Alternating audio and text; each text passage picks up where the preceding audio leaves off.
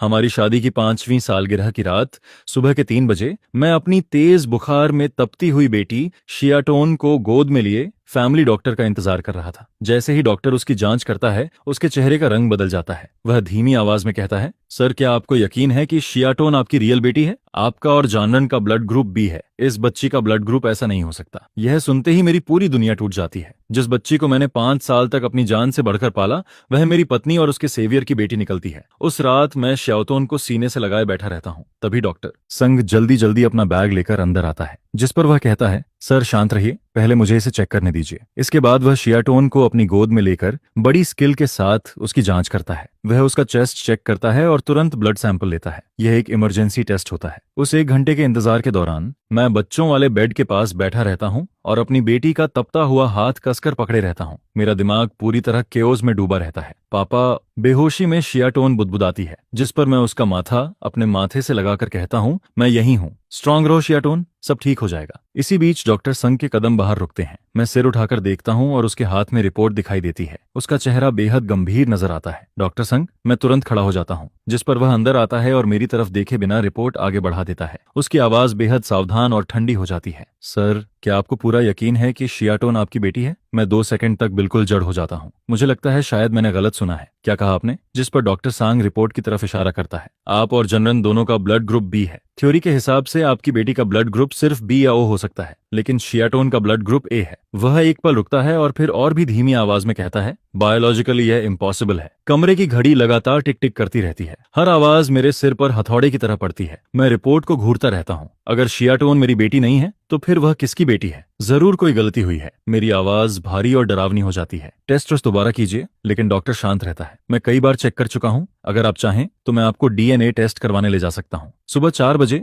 मैं सोती हुई शियाटोन को लेकर सीधे टेस्ट सेंटर पहुंच जाता हूँ। डीएनए टेस्ट का रिजल्ट आने में 6 घंटे लगते हैं। उन 6 घंटों में मैं कॉरिडोर में बैठा रहता हूँ, जैसे मेरी आत्मा ही शरीर छोड़ चुकी हो। इसी दौरान जनरान का फोन आता है। उसकी आवाज हमेशा की तरह मीठी लगती है। त्यानयू, हैप्पी एनिवर्सरी, मुझे एक वर्क मीटिंग आ गई है, मैं देर से लौटूंगी। शियाटोन को मेरी तरफ से गुड नाइट बोल देना। जिस पर मैं शांत स्वर में कहता हूँ, ठीक है। फोन कटने के बाद मेरी नजर लॉक स्क्रीन पर चली जाती है। वहां हमारी फैमिली फोटो लगी होती है। बीच पर खींची गई उस तस्वीर में जन्नन सफेद ड्रेस पहनकर मेरे कंधे पर झुकी रहती है। शियाटोन मेरी गोद में होती है। हम तीनों मुस्कुराते हुए दिखाई देते हैं, जैसे कोई परफेक्ट फैमिली पिक्चर हो। दोपहर 2 बजे रिजल्ट आ जाता है। नो बायोलॉजिकल रिलेशनशिप, सिर्फ 7 शब्द, लेकिन यही 7 शब्द मेरे दिल को चीर कर रख देते हैं। मैं खुद को गिरने से बचाने के लिए दीवार का सहारा लेता हूँ। मेरी आंखों के सामने अंधेरा छाने लगता है। सेंटर का एम्प्लॉय कुछ कहता रहता है, लेकिन मुझे कुछ सुनाई नहीं देता। मेरे कानों में सिर्फ एक भयानक गूंज बची रहती है।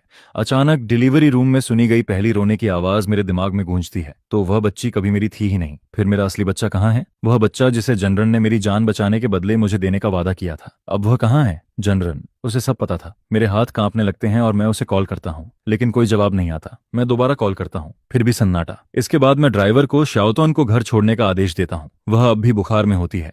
उसका छोटा सा चेहरा कार विंडो से लगा रहता है। वह बेखबर सोती रहती है, लेकिन जब मैं उसकी आंखों को देखता हूँ, जो बिल्कुल जानरन जैसी हैं, मेरा दिल बार बार टूटता रहता है। 5 साल का दर्द, 5 साल का प्यार। जिस बच्ची को मैंने अपने हाथों से ट्रेजर की तरह पाला, वह किसी दूसरे आदमी की बेटी निकलती है, जिसे मेरी पत्नी ने जन्म दिया। कितना बड़ा मजाक था यह। इसके बाद कार सीधे उस क्लब की तरफ बढ़ती है जहां जनरन के होने की बात कही गई थी। मैं स्टीयरिंग व्हील को इतनी जोर से पकड़ता हूं कि मेरे हाथ कांपने लगते हैं। आखिरकार मुझे कार साइड में रोकनी पड़ती है। मैं स्टीयरिंग पर झुककर भारी सांसें लेने लगता हूं। बाहर बीजिंग की चमकती हुई रात दिखाई देती है। नियॉन लाइट्स किसी सितारों की नदी की तरह बहती नजर आती हैं। यही शहर हमारे प्यार का गवाह रहा था। यहीं जनरान ने बिना डरे मेरा पीछा किया था। यहीं उसने मेरे लिए अपना स्वभाव बदला था। यहीं हमारी शादी हुई थी और यहीं उसने रोते हुए कहा था, त्यानयू, आखिरकार मैं तुमसे शादी कर पाई। लेकिन अब यही शहर उस प्यार को सड़ते हुए देखेगा। थोड़ी देर बाद मेरा फोन फिर से वाइब्रेट करता है। यह जनरान का वीचैट मैसेज होता है। त्यानयू, मुझे एक अर्जेंट प्रोजेक्ट के बाहर जाना पड़ रहा है। मैं कुछ दिनों में लौटूंगी। आई मिस यू, मेरा इंतजार करना। साथ में एक एयरपोर्ट वेटिंग एरिया की फोटो लगी होती है। ग्लास के बाहर एक एयरप्लेन की टेल दिखाई देती है। मैसेज 5 मिनट पहले भेजा गया होता है। मैं उसे घूरता रहता हूँ और अचानक हंस पड़ता हूँ। मेरी हंसी पूरी कार में गूंजने लगती है, गुस्से से भरी हुई, पागलपन वाली हंसी। रास्ते में आगे जाकर अचानक ट्रैफिक रुक जाता है। 2 ग्रुप्स सड़क के बीचों बीच लड़ रहे होते हैं। जमीन पर टूटे हुए बॉटल्स बिखरे रहते हैं। मैं चिढ़कर हॉर्न बजाता हूँ, लेकिन तभी मेरी नजर भीड़ के बीच एक महिला पर टिक जाती है। उसका चैनल ड्रेस फटा हुआ होता है, बाल बिखरे हुए रहते हैं और चेहरा चोटों से भरा होता है। वह दूसरी औरत के बाल पकड़कर उसे जोर जोर से खींच रही होती है और वह महिला कोई और नहीं, जनरन होती है, पूरे बीजिंग में मशहूर फू फैमिली की एलिगेंट मिस फू। लेकिन इस वक्त वह किसी सड़क पर लड़ने वाली औरत जैसी नजर आती है। मैं कार से उतरकर भीड़ के किनारे खड़ा हो जाता हूँ। जनरान की कुछ फ्रेंड्स भागकर उसके पास आती हैं और उसे रोकने की कोशिश करती हैं, लेकिन जनरान की आंखें लाल होती हैं और वह लगातार गालियां देती रहती है। जनरन, हान बोगेन ने सिर्फ क्लब के कॉरिडोर में उससे बात ही तो की थी, क्या तुम्हें इतना ओवररिएक्ट करना जरूरी था? उसकी एक क्लोज फ्रेंड उसे समझाने की कोशिश करती है। दूसरी फ्रेंड भी कहती है, सही कह रही है, जब चैरिटी गाल में किसी ने तियानेयू को इंसल्ट किया था और बाद में पता चला था कि वह वोंग फैमिली की इलीगल डॉटर है, तब भी तुमने सिर्फ उससे माफी मंगवाई थी। तुम इतनी एंग्री तब भी नहीं हुई थी। वह जानन को ऊपर से नीचे तक देखती है। और अगर शाओतोन तुम्हें इस हालत में देख ले तो, और अगर तुम्हारा हस्बैंड पूछे तो? जिस पर जानरन ठंडी आवाज में उसे काट देती है। वह कुछ नहीं पूछेगा। उसकी आवाज में ऐसी प्रोटेक्शन होती है जो मैंने कभी अपने लिए नहीं सुनी। शाओटन मेरी और बोगेन की बायोलॉजिकल डॉटर है। अगर उसे पता चले कि उसकी माँ उसके पिता के लिए घायल हुई है तो वह जरूर खुश होगी। यह सुनते ही आसपास की हवा जैसे जम जाती है। मैं वहीं पत्थर की तरह खड़ा रह जाता हूँ।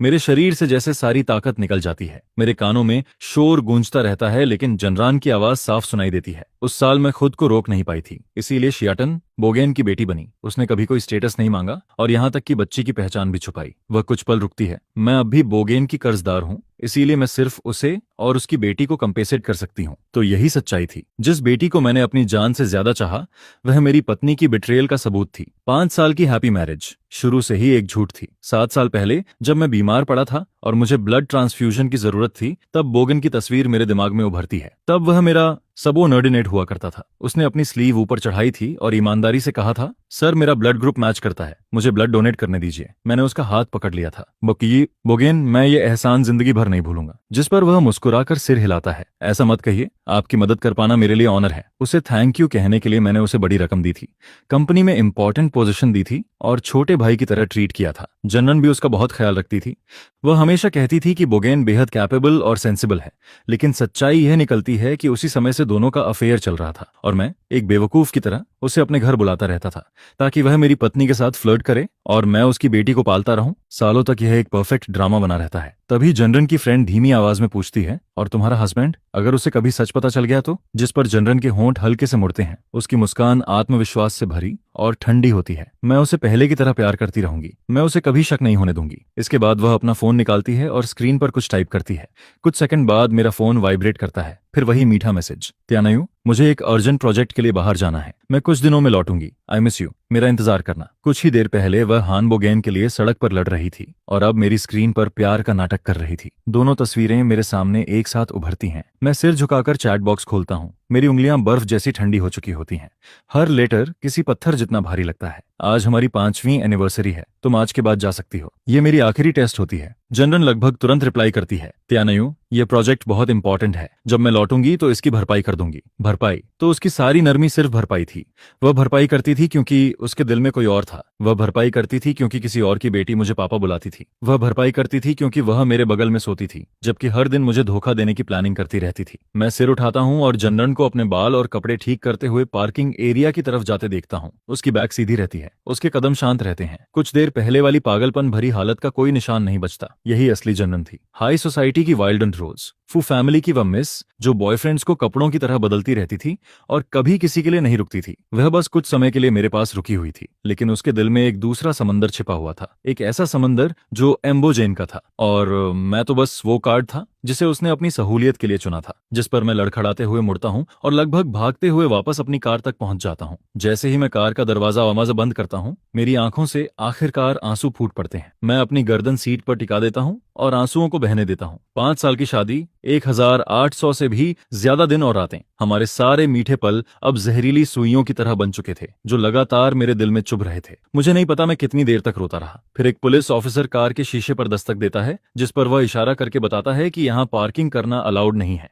ये सुनकर मैं अपने आंसू पोंछता हूँ और वापस सिटी सेंटर की तरफ ड्राइव करने लगता हूँ। रास्ते में मैं अपने असिस्टेंट को कॉल करता हूँ। मेरी आवाज पूरी तरह शांत थी, उसमें जरा भी उतार चढ़ाव नहीं था। ग्रुप की फॉरेन ब्रांच को बता दो मैं वहां काम करने जाने के लिए तैयार हूँ। इसके बाद कॉल काटकर मैं अपनी माँ को मैसेज भेजता हूँ, मॉम, आज रात मैं आपसे मिलने आऊंगा, मुझे आपसे एक जरूरी बात करनी है। जिस पर मैसेज भेजने के बाद मैं जान रान और उस बेटी के सारे कॉन्टैक्ट्स डिलीट कर देता हूं जिसे मैंने पूरे दिल से पाला था। अब मैं उसे नहीं चाहता था, और जान रान उस झूठी औरत को भी नहीं। अगर हम्बोगेन उसके दिल का व्हाइट मून था और ऑटोन उनके प्यार की निशानी था, तो मैं उन्हें खुश रहने देता। मैं खुद इस बेवकूफी भरे लव ट्रायंगल से बाहर निकल जाता। अब मैं उस झूठ से भरे घर में कभी वापस नहीं जाने वाला था, जिस पर कार मुड़ती है और सीधे फू फैमिली की पुरानी विला की तरफ बढ़ जाती है। रात के अंधेरे में फू विला चमक रही थी, लेकिन उसकी रोशनी मेरे दिल को गर्म नहीं कर पाती। मेरी मदर इन लॉ मुझे इतनी रात में देखकर हैरान रह जाती है। त्यानु, तुम इस वक्त यहाँ क्यों आए हो? जानरान कहाँ है? वह ट्रिप पर गई है। जिस पर मैं उसके सामने बैठ जाता हूँ। फिर अपने ब्रीफकेस से 2 डॉक्यूमेंट्स निकालकर मैगोनॉय टेबल पर रख देता हूँ। एक डिवोर्स एग्रीमेंट था और दूसरा डीएनए रिपोर्ट। जैसे ही मेरी मदर इन लॉ की नजर नो ब्लड रिलेशन वाली लाइन पर पड़ती है, उसके चेहरे की मुस्कान जम जाती है। वह कांपते हाथों से रिपोर्ट उठाती है और उसे बार बार पढ़ती रहती है। काफी देर बाद वह सिर उठाती है। उसकी आवाज भी कांप रही थी। त्यानु, इसका मतलब क्या है जो आप देख रही हैं? मेरी आवाज डराने वाली हद तक शांत थी। सियाओतोन मेरी बेटी नहीं है, वह जान रान और हाम्बोगन की बेटी है। यह सुनते ही मेरी मदर इन लॉ झटके से खड़ी हो जाती है, जिस पर महोगनी टेबल भी जोर से हिल जाती है। इम्पॉसिबल, जान रान ऐसी हिम्मत नहीं कर सकती। मॉम, मैं उसे धीरे से बीच में रोक देता हूँ। मैं यहाँ कोई सफाई सुनने नहीं आया हूँ, मैं सिर्फ आपसे एक बात मांगने आया हूँ। जिस पर मैं डिवोर्स पेपर्स उसकी तरफ सरका देता हूँ। मेरी आंखों में अब सिर्फ थकान बची थी। जान रान से इस पर साइन करवा दीजिए, मुझे मेरी आजादी वापस चाहिए। यह सुनकर मेरी मदर इन लॉ वापस सोफे पर बैठ जाती है। वह अपना चेहरा दोनों हाथों से ढक लेती है और उसके कंधे लगातार कांप रहे थे। काफी देर बाद वह हाथ नीचे करती है और लाल आंखों से मेरी तरफ देखती है। त्यानु, मुझे पता है कि अब मेरी हर बात सिर्फ बहाना लगेगी, लेकिन इन 5 सालों में मैंने सब कुछ अपनी आंखों से देखा है। जिस पर वह भारी आवाज में आगे कहती है, जब तुम्हारी और जान रान की शादी नई नई हुई थी, तब वह देर रात तक मीटिंग्स में रहती थी, लेकिन तुमने कभी उसे दोष नहीं दिया। तुम सिर्फ घर की लाइट अंदर रखते थे और उसके लिए सूप गर्म करके इंतजार करते थे। 2 साल पहले जब मैं हॉस्पिटल में एडमिट थी, तब तुम कंपनी और हॉस्पिटल के बीच लगातार भागते रहते थे। तुम बहुत दुबले हो गए थे, लेकिन फिर भी कभी शिकायत नहीं की। तुमने सच में फू फैमिली को अपनी फैमिली माना और जान रान को अपनी पूरी दुनिया। जिस पर वह मेरा ठंडा हाथ पकड़ लेती है। उसकी हथेली गर्म थी। फू फैमिली ने तुम्हें धोखा दिया। जान रान अंधी थी। उसने एक ऐसा पाप किया है जिसे माफ नहीं किया जा सकता। उसके आंसू मेरी हथेली पर गिरते रहते हैं। उसने ऐसा करने की हिम्मत कैसे की? उसने तुम्हें इस तरह कुचल कैसे दिया? मैं चुपचाप उसकी बातें सुनता रहता हूँ। मैं अपना हाथ नहीं हटाता, लेकिन मेरी आंखों में अब कोई हलचल नहीं बची थी। आखिरकार मेरी मदर इन लॉ समझ जाती है कि अब बहुत देर हो चुकी है। जिस पर वह कांपते हाथों से डिवोर्स पेपर्स और डीएनए रिपोर्ट दोनों संभाल कर रख लेती है। फिर वह एक एक शब्द बहुत भारी आवाज में कहती है, ठीक है, मैं तुमसे वादा करती हूँ, फू फैमिली तुम्हें जवाब देगी। इसके बाद जब मैं पुरानी विला से बाहर निकलता हूँ, तब रात के 3 बज चुके थे, लेकिन मैं उस घर में वापस नहीं जाता। उसकी बजाय कंपनी के पास एक कमरा किराए पर ले लेता हूँ। उस अजनबी बिस्तर पर लेटे हुए मैं खुली आंखों से छत को देखता रहता हूँ। तभी मोबाइल स्क्रीन चमकती है। वह एयरपोर्ट लोकेशन थी। मैं बोर्डिंग कर चुकी हूँ। Good night husband. जिस पर मैं उस मैसेज को घूरता रहता हूँ और 7 साल पहले की बातें याद करने लगता हूँ। उस समय जान रान बीजिंग की सबसे चमकदार वाइल्ड रोज मानी जाती थी। उसके पीछे अनगिनत लोग पागल थे, लेकिन वह किसी के लिए नहीं रुकती थी। फिर एक बिजनेस पार्टी में उसने मुझे एक कोने में चुपचाप बैठे देखा और जैसे किसी मैजिक के असर में आ गई हो, वह पूरे 1 साल तक मेरा पीछा करती रही। मेरे लिए उसने अपनी सारी कांटेदार आदतें छोड़ दी। बार्स और क्लब्स जाना बंद कर दिया। हर दिन अपनी पूरी शेड्यूल मुझे बताती थी। वह गैर जरूरी मीटिंग्स कैंसिल कर देती थी और मेरे साथ बोरिंग एग्जीबिशंस में जाती थी। बुक स्टोर में घंटों बैठी रहती थी, जब तक मैं अपनी पसंद की किताबें नहीं चुन लेता था। यहाँ तक कि एक बार वह रात के 2 बजे तक मेरे घर के नीचे इंतजार करती रही, सिर्फ इसलिए क्योंकि मैंने एक डेजर्ट का नाम यूं ही जिक्र कर दिया था। सब लोग कहते थे कि वह पागल हो चुकी है और मैं भी यही मान बैठा था कि मुझे रियल लव मिल गया है। लेकिन अब मुझे सब समझ आता है। उसे सिर्फ एक सम्मानजनक शादी चाहिए थी, जिससे फैमिली पावर और मजबूत हो सके। उसे एक ऐसा हस्बैंड चाहिए था जिसे आसानी से कंट्रोल किया जा सके, जो उसकी प्राइवेट लाइफ छिपा कर रखे। उसे एक ऐसा आदमी चाहिए था जो इतना सीधा हो कि उसके और उसके लवर के बच्चे को भी पाल ले। और मैं उन सारी कंडीशंस पर खरा उतरता था। फैमिली का इकलौता बेटा, शांत स्वभाव वाला, आसानी से कंट्रोल होने वाला, उसके प्यार के नाटक से प्रभावित, एक परफेक्ट प्रे। जिस पर अचानक फोन फिर से वाइब्रेट करता है। इस बार एक अजीब ईमेल से एनक्रिप्टेड फाइल आई थी। मैं उसे खोलता हूँ। वह मेरी मदर इन लॉ ने भेजी थी। उसके अंदर कई फोटोज और शॉर्ट वीडियोस थे। पिछले कुछ दिनों का पूरा सच। जान रान का तथाकथित इमरजेंसी ट्रिप दरअसल इसी सिटी में हैम्बोगेन के साथ बिताया गया समय था। फोटोज में वह एक प्राइवेट रेस्टोरेंट में हैम्बोगेन के साथ डिनर कर रही थी। वह बड़े प्यार से उसके लिए खाना परोसती है। उसकी आंखों में ऐसी नरमी थी जो मैंने बहुत समय से नहीं देखी थी। वीडियो में दोनों एक मैटरनिटी स्टोर में घूम रहे थे। हैम्बोगेन एक पिंक ड्रेस उठाकर जान रान के सामने दिखाता है, जिस पर जान रान मुस्कुराकर सिर हिला देती है। फिर वह उसकी कमर पकड़ता है और धीरे से उसके गाल पर किस कर देता है। इसके अलावा एक धुंधली फोटो प्राइवेट क्लिनिक के बाहर की थी। हैम्बोगन बहुत सावधानी से जान रान को सहारा देता है। दूसरी तरफ जान रान का हाथ अनजाने में अपने पेट पर टिका हुआ था। स्याओतोन उनके साथ नहीं थी, जिस पर मुझे समझ आता है कि उसकी तथाकथित कॉम्पेंसेशन असल में यही कॉम्पेंसेशन थी। जिन दिनों में सच जानकर टूट रहा था, उन्हीं दिनों वह आराम से अपने लवर के साथ थी और शायद वह फिर से प्रेग्नेंट भी थी उसके बच्चे से। यह सोचकर मैं फाइल बंद कर देता हूं और बाथरूम में चला जाता हूं, जिस पर मैं टैप खोलता हूं और बार बार अपने चेहरे पर ठंडा पानी मारता हूं। शरद ऋतु का वह पानी हड्डियों तक ठंड पहुंचा देता है, लेकिन वह भी मेरे दिल से ज्यादा ठंडा नहीं था। अगले कुछ दिनों तक मैं हमेशा की तरह FU ग्रुप जाता रहता हूं। मैं 3 साल से मार्केट वाइस प्रेसिडेंट था और उनके लिए अनगिनत मार्केट्स खोल चुका था, लेकिन अब पीछे मुड़कर देखता हूं तो सब कुछ एक मजाक जैसा लगता है। फिर भी मैं शांति से अपना काम पूरा करता हूं। फॉरेन ब्रांच जाने से पहले सारे फाइल्स अरेंज करता हूं, क्लाइंट्स ट्रांसफर करता हूं, जैसे कुछ हुआ ही ना हो। लेकिन सिर्फ मैं जानता था कि हर रात यह धोखा मेरी हड्डियों को चींटियों की तरह कुतरता रहता है। मैं न ठीक से सो पाता था, न खा पाता था। सिर्फ स्ट्रॉन्ग कॉफी और काम ही मुझे सुन्न बनाए रखते थे। 5वें दिन की शाम मेरा असिस्टेंट मैसेज भेजता है, वाइस प्रेसिडेंट वापस आ गई हैं। जिस पर मैं ऑफिस की बड़ी ग्लास विंडो के सामने खड़ा होकर उस पहचान वाली रेड स्पोर्ट्स कार को पार्किंग में आते हुए देखता हूँ। जनरान हमेशा से दिखावा पसंद करती थी, यहाँ तक कि मुझे धोखा देने के लिए भी वह वही कार इस्तेमाल करती है जो मैंने उसे गिफ्ट की थी। कुछ मिनट बाद ऑफिस का दरवाजा खुलता है। जनरान कई लग्जरी बैग्स लेकर अंदर आती है। उसके चेहरे पर वही जानी पहचानी मुस्कान थी। तियानु, मेरे प्यारे हस्बैंड, क्या तुमने मुझे मिस किया? जिस पर वह मुझे गले लगाने के लिए अपनी बाहें फैला देती है, लेकिन मैं सिर्फ सिर उठाकर उसे शांत नजरों से देखता हूँ। मेरे चेहरे पर कोई इमोशन नहीं था। मैं उस वक्त फॉरेन मार्केट की फाइनल रिपोर्ट अरेंज कर रहा था, जो हैंडओवर के लिए सबसे जरूरी डॉक्यूमेंट्स में से एक थी। 3 साल पहले जान रान ने हम हस्बैंड वाइफ हैं का बहाना बनाकर मुझे FU ग्रुप में मार्केट वाइस प्रेसिडेंट बनने के मनाया था, और इन 3 सालों में मैंने उनके आधे एम्पायर को खड़ा करने में मदद की। लेकिन अब सोचता हूं तो वह सब एक परफेक्ट ट्रैप था। उसने शादी का इस्तेमाल मुझे अपने सेकंड इन कमांड की तरह बांधने के लिए किया, और मेरे टैलेंट का इस्तेमाल फू फैमिली के लिए पैसा कमाने में किया।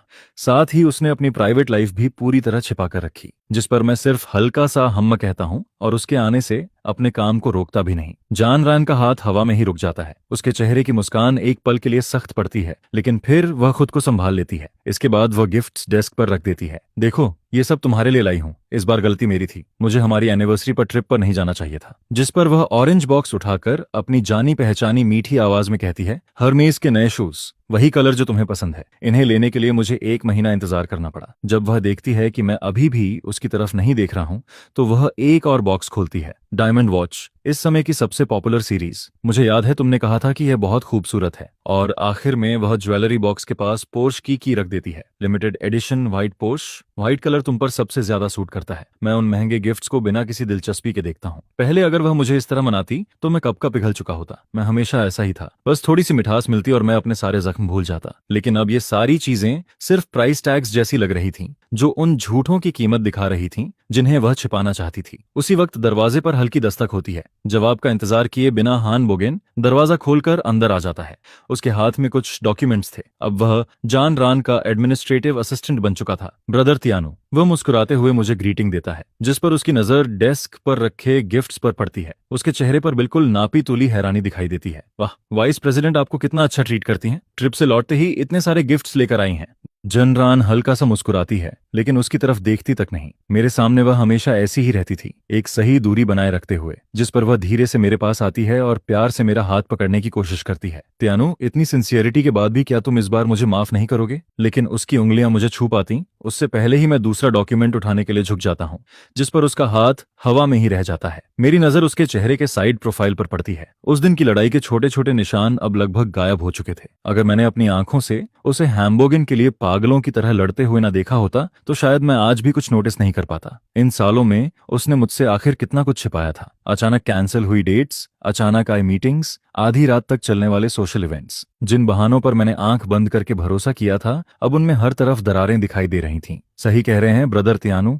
जिस पर हान बोगेन कुछ कदम आगे बढ़ता है। उसकी नजर डायमंड वॉच पर टिक जाती है। उसकी आवाज में जलन भी थी और चापलूसी भी। यह ग्राफ की लिमिटेड एडिशन है। कितनी खूबसूरत है। वाइस प्रेसिडेंट सच में आपका बहुत ख्याल रखती हैं। जान रान कोई जवाब नहीं देती। वह सिर्फ मेरी तरफ देखती है, जैसे मेरी रिएक्शन का इंतजार कर रही हो। मैं डॉक्यूमेंट नीचे रखता हूँ और हान बोगेन की तरफ देखता हूँ। मेरी आवाज पूरी तरह शांत थी। असिस्टेंट एंड डॉक्यूमेंट्स छोड़ दीजिए, थोड़ी देर बाद मेरी मीटिंग है और मुझे तैयारी करनी है। मुझे कुछ देर शांति चाहिए। मेरी बात साफ तौर पर उसे बाहर जाने का इशारा थी, जिस पर हान बोगेन की मुस्कान एक पल के लिए जम जाती है, लेकिन अगले ही पल वह सामान्य हो जाता है। जी। वह डॉक्यूमेंट्स रख देता है, फिर एक सेकंड के लिए जान रान की तरफ देखता है। उस एक नजर में शिकायत भी थी, मजबूरी भी थी और छिपा हुआ गर्व भी। जान रान ऐसे दिखाती है जैसे उसने कुछ देखा ही ना हो। फिर वह शांत आवाज में कहती है, एम्बुजन, तुम पहले जाकर काम करो, तियानु को थोड़ा आराम करने दो। जिस पर हैम्बुगेन आज्ञाकारी बच्चे की तरह सिर हिलाता है और बाहर निकल जाता है। दरवाजा बंद हो जाता है, लेकिन जान रान मेरे पास खड़ी रहने के बावजूद अनजाने में उसकी जाती हुई पीठ को देखती रहती है, जब तक वह कॉरिडोर के आखिर में गायब नहीं हो जाता।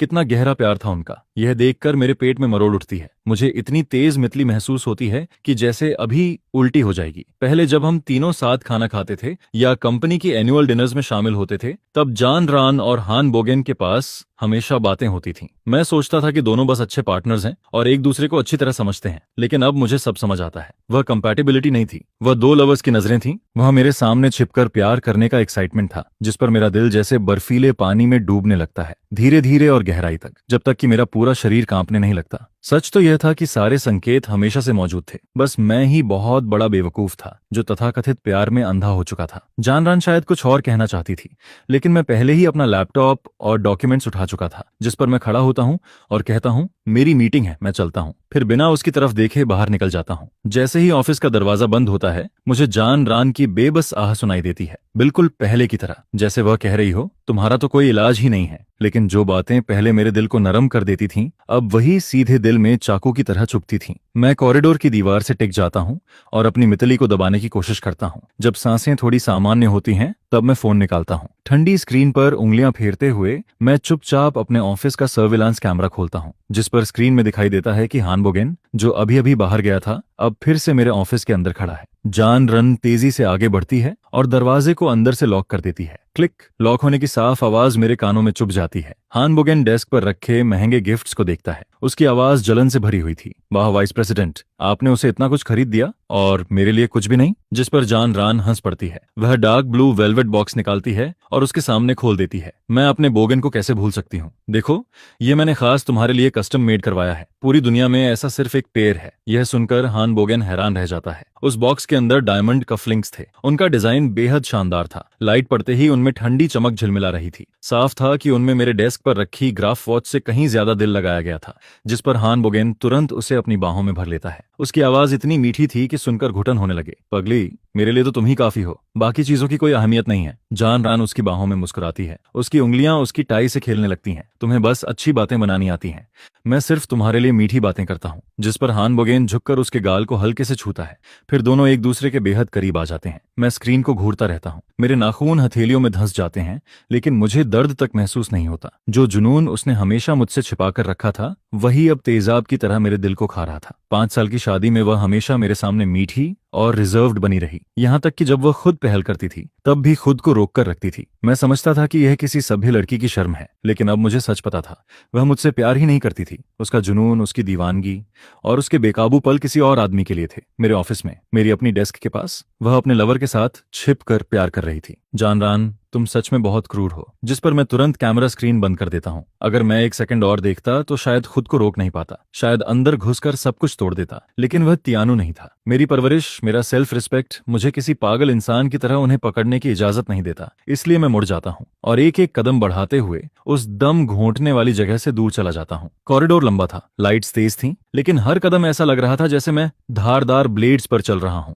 काम खत्म होने के बाद मैं वापस उस तथाकथित घर लौटता हूँ। जानरान पहले ही घर पहुंच चुकी थी। उसने एप्रन पहन रखा था और किचन में खाना बना रही थी। डाइनिंग टेबल पर 4 डिशेस और एक सूप रखा था। सब कुछ मेरी पसंद का था। दरवाजा खुलने की आवाज सुनकर वह मुड़ती है और मुस्कुरा देती है। वही मुस्कान जिसने कभी मुझे अंधा बना दिया था। तुम आ गए, हाथ धो लो, खाना खाते हैं। एक आदर्श पत्नी, एक अच्छी माँ, इतनी परफेक्ट कि डर लगने लगे। अगर मैंने उसे हमबोगन के लिए पागल होते न देखा होता, अगर मैंने अपने कानों से यह न सुना होता कि ऑन्टोन हमबोगन और जान रान की बेटी है, तो शायद मैं एक बार फिर उसके झूठ में फंस जाता। डिनर टेबल पर जान रान प्यार से मुझे खाना परोसती रहती है, साथ ही अपने बिजनेस ट्रिप की बातें करती रहती है, और मैं बस कभी कभी जवाब देता हूँ। खाना खाता हूँ, लेकिन किसी चीज का स्वाद महसूस नहीं होता। खाने के बाद वह हमेशा की तरह मेरी कमर में हाथ डाल देती है। उसकी गर्म हथेली मेरे शरीर को हल्के से छूती है। पहले उसके ऐसे छोटे छोटे टच मेरा दिल पिघला देते थे, लेकिन अब सिर्फ घिन महसूस होती थी, जिस पर मेरा पूरा शरीर सख्त हो जाता है। मैं तुरंत खड़ा हो जाता हूँ और उसका हाथ हटा देता हूँ। जनरान हैरान रह जाती है। त्यानु,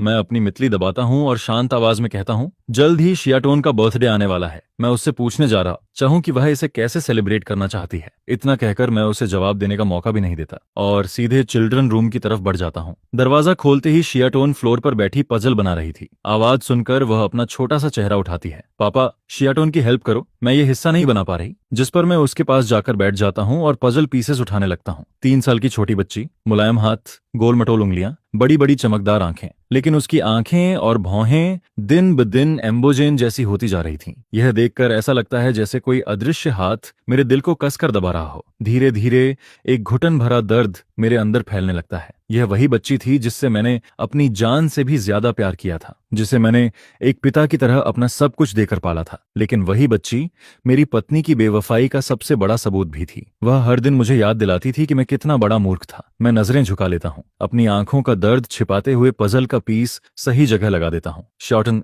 मैं हल्की भारी आवाज में बोलता हूँ, जल्द ही तुम्हारा बर्थडे आने वाला है। तुम पार्टी में किसे बुलाना चाहती हो? यह सुनते ही उसकी आंखें चमक उठती हैं। वह उत्साह से अपनी उंगलियों पर गिनती शुरू कर देती है। शॉर्टन चाहती है कि अंकल एन आए। पापा, क्या आप अंकल एन को बुला सकते हो? शॉर्टन को अंकल एन बहुत पसंद है, जिस पर मुझे ऐसा महसूस होता है जैसे किसी ने मेरे दिल पर हथौड़ा मार दिया हो। दर्द इतना तेज था कि सांस लेना मुश्किल हो जाता है। फिर भी मैं जबरदस्ती मुस्कुराता हूँ और नरम आवाज में उससे पूछता हूँ, शॉर्टन, तुम अंकल हान को इतना पसंद क्यों करती हो? यह सुनकर शॉर्टन खुशी से हाथ हिलाते हुए कहती है, क्योंकि अंकल हान शॉर्टन के साथ बहुत अच्छा बर्ताव करते हैं। जिस पर वह उत्साह से बताने लगती है, पिछले हफ्ते मॉम और अंकल एन शियाटोन को पार्क लेकर गए थे। अंकल एन ने मुझे सबसे बड़ी कॉटन कैंडी खरीद कर दी थी और मेरे साथ एयरप्लेन राइड पर भी बैठे थे।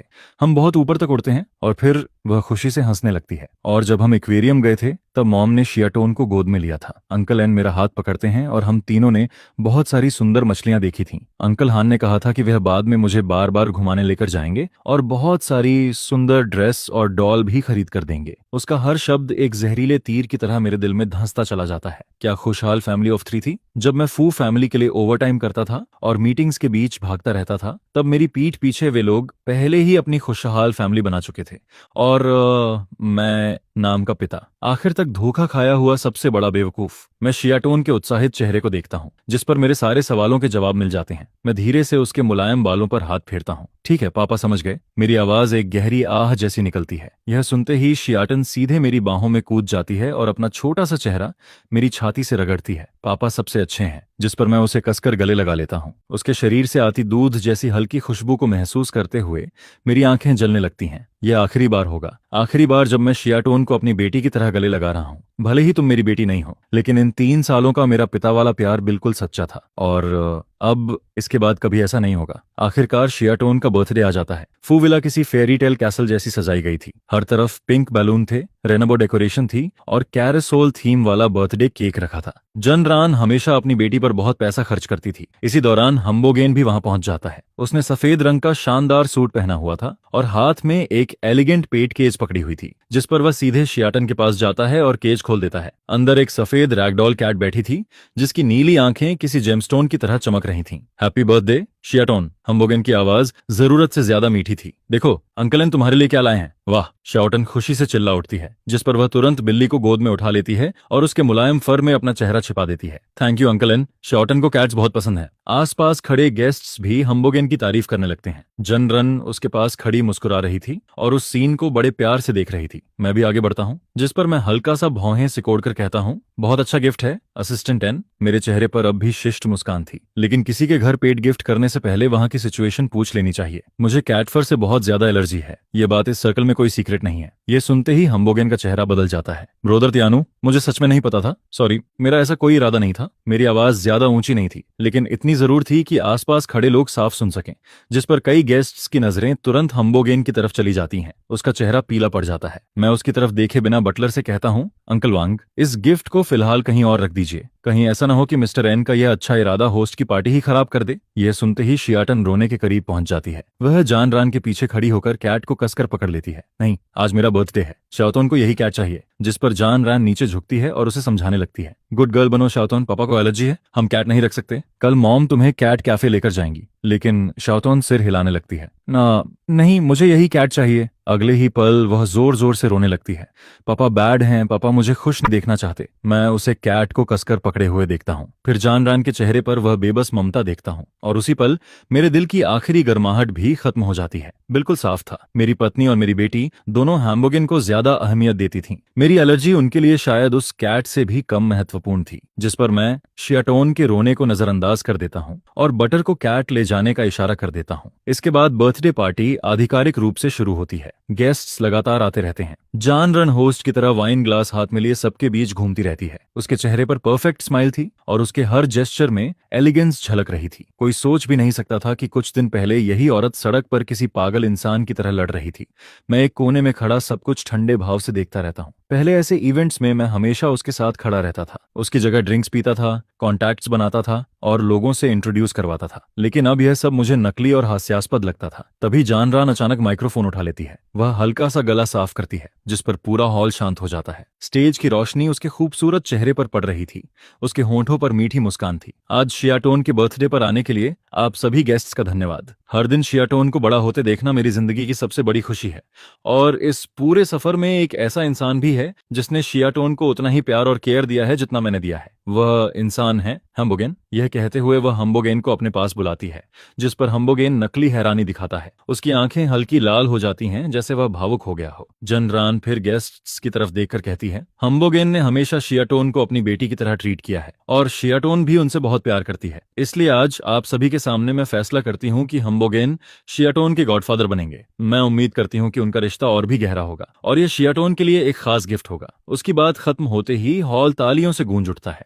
जिस पर हम्बोगेन तुरंत एक खूबसूरत ब्रोकेट बॉक्स निकालता है। फिर वह शियाटोन के गले में गोल्ड लॉन्गेविटी लॉक पहनाता है। उसकी आवाज बेहद नरम थी। मेरी प्यारी बेटी, यह तुम्हारे गॉडफादर की तरफ से गिफ्ट है। क्या भावुक सीन था। पूरे हाई सोसाइटी सर्कल के सामने मेरी पत्नी और मेरी बेटी किसी दूसरे आदमी के साथ एक परफेक्ट फैमिली का नाटक कर रही थी, और मैं रियल हस्बैंड, नाम का पिता, वहां सबसे ज्यादा फालतू इंसान बन चुका था। उसी समय एक छोटी लड़की शियाटोन से पूछती है, शियाटोन तुम्हारे पास गॉडफादर भी है और पापा भी, तुम्हें कौन ज्यादा पसंद है? जिस पर शियाटोन मुंह फुलाकर कहती है, पापा मेरे साथ खेलते ही नहीं हैं। गॉडफादर मेरे साथ सबसे अच्छा व्यवहार करते हैं। उन्होंने कहा है कि वह हर दिन मेरे साथ खेलेंगे और मुझे डिज्नीलैंड भी लेकर जाएंगे। यह सुनकर ऐसा लगता है जैसे किसी ने मेरे दिल को मुट्ठी में भींच लिया हो। मुझे वह दिन याद आते हैं जब मैं उसे मजबूत बनाना चाहता था। जब वह गिर जाती थी तब मैं खुद को रोकता था और उसे तुरंत नहीं उठाता था। भले ही वह रोती थी, मैं चाहता था कि वह खुद खड़ी होना सीखे। मुझे उसका पिछला बर्थडे याद आता है। उस दिन मुझे तेज बुखार था, लेकिन फिर भी मैं उसके साथ केक कट करवाने गया था, सिर्फ इसलिए क्योंकि मैंने उससे वादा किया था कि उसके ग्रोथ का कोई मोमेंट मिस नहीं करूंगा। जब भी बिजनेस ट्रिप पर जाता था,